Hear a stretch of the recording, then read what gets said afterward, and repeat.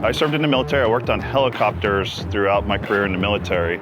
And afterwards, I worked on a diverse group of equipment. So I worked with the state of Texas with their equipment. I worked on trucks, just about everything. And one of my dreams was opening a mechanic company. I wanted to have a mechanic company that had a place for mechanics to move up the chain.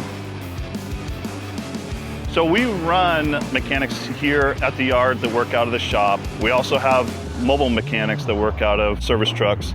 That's what we're looking to grow the most because that's where the customer need is. Everybody nowadays wants things done immediately. And to do it immediately, a lot of times you have to do it where they're at. It asks a lot of these service technicians, and it's something that we're proud of, that they can go out there in the field and they can solve other people's problems, and they do it with confidence, and they do it with knowledge, and they do it with expertise, and they do it with the right tools also.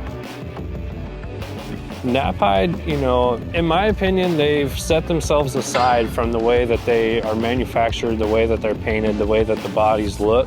Knowing that we have everything set up to do most calls in the field, it really helps me because I know that I can handle it. I know that I have the tools to handle it, and I know that I have the truck equipped to help me handle it.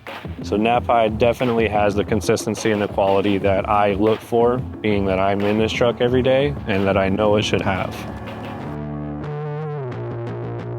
Having skilled technicians, they need to be in the best trucks that we can provide these days. I would like to continue forward with purchasing basically the same model as we add to the fleet and we add to our technician staff. Having a truck that just works every time and that I don't have to worry about it, it's really nice, and it's a good feeling knowing that I can just get in and go.